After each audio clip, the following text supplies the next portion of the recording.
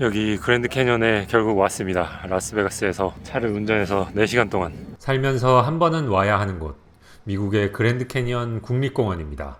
일몰 시간인데 해질녘의 아름다운 모습을 보러 많은 사람들이 뷰포인트에 모여듭니다. 해질녘 석양의 아름다움도 잠시, 금세 해가 져버리네요. 다음날 아침 숙소 밖으로 나서는 길, 야생 엘크 무리가 도로변에서 바위를 핥고 있습니다. 초식동물인 엘크들은 염분을 섭취하기 위해 바위를 핥는다고 하는데 무리지어 생활하다 보니 다같이 바위를 핥아먹는 모습이 조금 신기합니다. 아침에 만나는 그랜드 캐니언의 모습은 상쾌하면서도 인상 깊네요. 캐니언을 바라보는 뷰포인트의 높이는 해발 2000m. 봄 날씨임에도 그늘진 곳엔 눈이 남아 있습니다. 저 멀리 계곡이 뿌옇게 보이는 것은 먼지와 수증기가 갇힐 수밖에 없는 깊은 계곡의 지리적 특성 때문이라고 합니다. 미국 국립공원의 상징이자 모범인 그랜드 캐니언 국립공원에서는 무료 셔틀버스가 항시 운행되기 때문에 렌터카를 한 곳에 주차해두고 버스를 타고 다니며 구경하는 것이 편합니다. 뷰포인트마다 주차할 곳이 마땅치 않은 난감한 경우가 있기 때문이죠. 캐니언의 웅장한 경관과 거대한 규모는 그 높이가 야기하는 추락사고를 조심해야 합니다. 안전을 위한 펜스가 없는 곳도 있고 펜스를 넘어간다고 해서 딱히 제지하는 사람이 없는 경우가 많은데 추락을 포함한 안전사고로 해마다 평균 11명의 사망자가 발생한다고 하니 조심해야겠죠.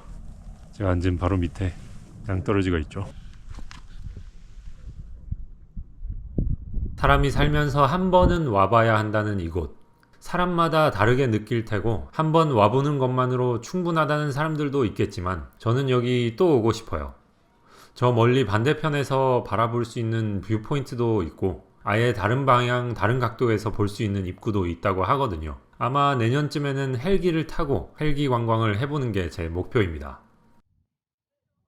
그랜드 캐니언을 오갈 때 꼭 거치게 되는 관문 도시인 윌리엄즈는 미국 최초의 대륙 횡단도로인 루트 66 선상에 있어서 도시 자체로도 많은 사랑을 받는 관광지입니다. 그랜드 캐니언 방문객들이 웬만하면 들러서 잠시 한숨 돌리거나 끼니를 해결하는 곳이죠.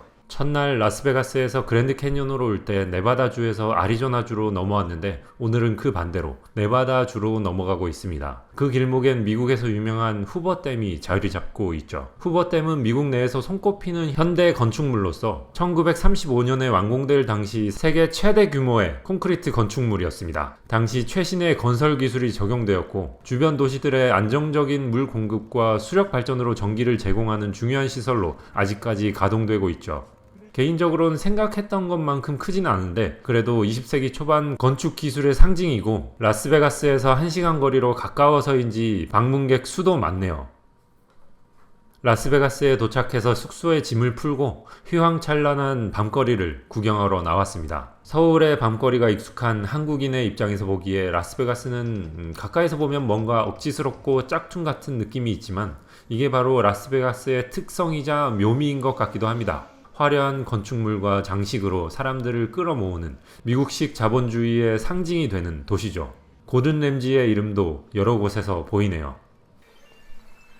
사흘째 되는 날 마지막 여정으로 붉은 바위로 뒤덮인 곳을 향해 출발합니다. 이곳의 이름은 밸리 오브 파이어, 불의 계곡이라는 뜻인데요. 불이 붙은 것처럼 붉은 지형 때문에 붙은 이름 같습니다. 선인장을 비롯한 사막 식물들로 가득한 네바다주의 사막에 독보적인 분위기를 풍기는 노랗고 붉은 바위산의 모습은 그야말로 사진 명당이 따로 없습니다. 물을 구하기 힘든 이 사막에서 저 사냥 가족은 어떻게 살고 있는지 궁금해지네요. 아리조나 이쪽은 사막인데 다 이제 미국 서부의 사막지대로 잘 알려진 네바다주와 아리조나주의 광활한 대지를 뒤로 한 채 밤 비행기를 타고 라스베가스를 떠나 돌아갑니다.